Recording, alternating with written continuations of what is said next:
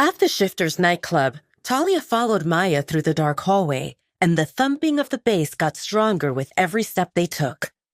The moment a bulky guy opened the door for them, the electro house music assaulted Talia's ears and she winced. It took her a moment to compose herself and observe the massive area while trailing only a few inches behind Maya, fearing that if they separated, she wouldn't be able to find her in the crowd that was moving with the music. Talia frowned at the intensity of the various scents that entered her system. Perfumes, sweat, alcohol. Even for someone without werewolf-enhanced senses, it was overwhelming. The space was dark, and colorful lights glided over the heads of people who filled the place. Talia couldn't see how big the nightclub was, but she estimated at least several hundred people were present. It was very lively. Everyone was doing their thing, but somehow people parted to make way for them. Talia was not aware that Maya was using her beta aura to notify others of their presence. Werewolves had strong instincts to not block the way of someone who was more powerful. Talia focused mightily not to stumble because this was her first time wearing shoes with a heel, and the fact that her legs were sore after the exercise Keith put her through didn't help. Talia didn't feel any discomfort before because she was moving, but during the makeover, she was sitting while Maya did her hair and makeup, and Talia could feel her muscles throbbing more by the minute, and she hoped that it would stop. But so far, it was only getting worse. By the time they were ready to go, Talia's legs were in a bad shape, yet Talia didn't dare to say anything to Maya, fearing that it would spoil the mood. Only when they stopped at the bar and two people conveniently stood up from the bar stools so that Talia and Maya could sit, Talia took mental notes of what others were wearing. Talia observed several scarcely dressed females and realized that her lack of skin coverage didn't stand out. Talia never felt so exposed before. When thinking about the image of herself in the mirror before they left, Talia couldn't recognize herself. Her hair was ironed flat neatly, and it looked a few inches longer than usual. Maya applied light makeup to accentuate Talia's honeyed eyes and full lips, without making them stand out too much. After some blush on the cheeks and concealer on Talia's arm to hide the bruise that Casey left behind, Talia was not sure who the girl was that looked back at her from the mirror. The styling and clothes gave her confidence, and Talia straightened her back. If she didn't know that was her, Talia would imagine a sophisticated young woman who was ready for a night out. But now that the mirror was not there, Talia's insecurities bubbled to the surface, and she wished to become invisible. Maya noticed that Talia hugged herself to cover up the bare skin of her midsection. "Don't worry, Talia. You look great. Try to relax and enjoy." Talia responded with a stiff smile, and her eyes gravitated to the moving platform that was suspended above the crowd. It was the DJ station where one guy was standing in front of an array of machines that allowed him to mix the music and set up the mood for the whole club. There were two women dancing behind him. The current song faded into the next one, and DJ raised his arms in the air.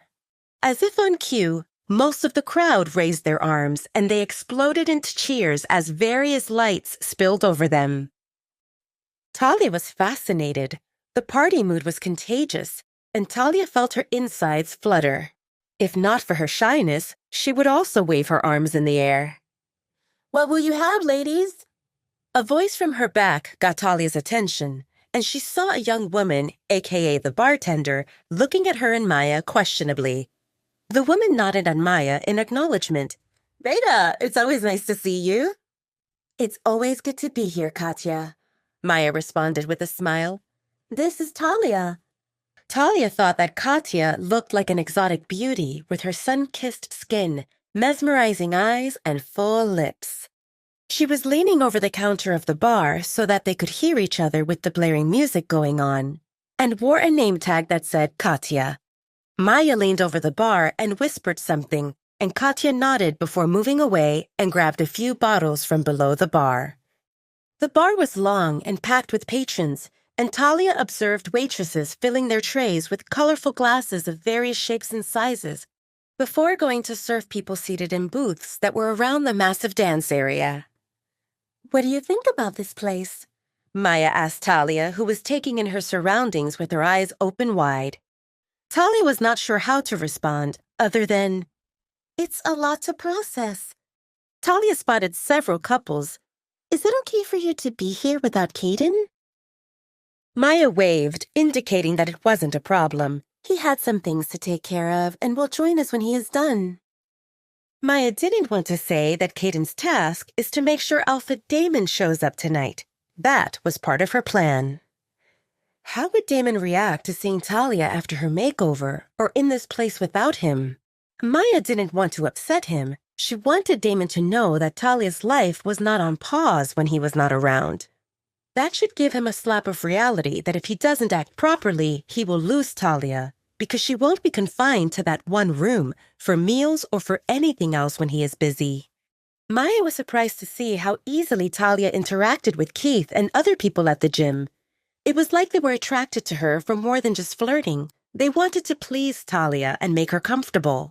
And Maya thought how that was the real trait of a Luna, making people obey her without using force. Maya was confident that as long as Talia was in a supportive environment, her true personality would come through. And hopefully, Talia would get over the traumas she accumulated during her stay at the Red Moon Pack. Katya placed 2 pinkish cocktails on the bar and winked. "This is on the house." After Maya's encouraging eyebrow wiggles, Talia took the cocktail and gave it a sniff. It smelled fruity. A sip confirmed the fruitiness in the flavor also. It was sweet and yummy, and Talia took a big gulp and licked her lips. "Can I assume based on your smile that you like it?" Maya asked, and Talia nodded in confirmation. It was delicious. "Good," Maya exclaimed and waved toward where Katya was standing. "Give us one more round."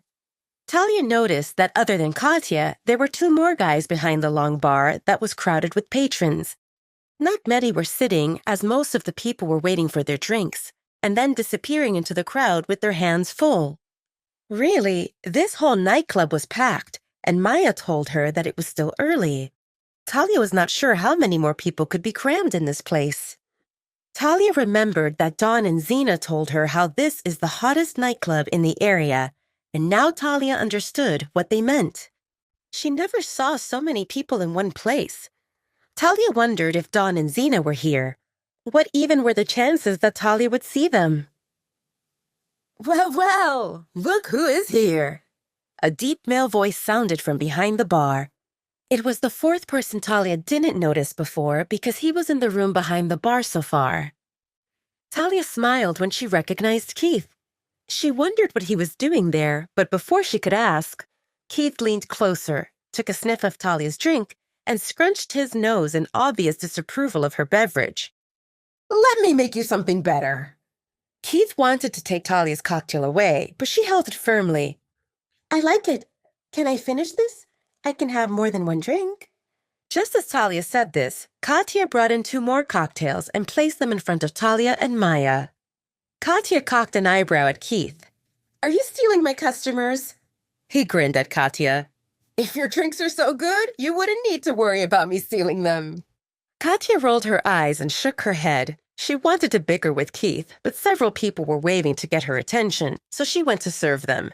This was her job, after all. Please subscribe to the Pocket FM YouTube channel and press the bell icon for instant notification. Check out our channel for more such exciting shows.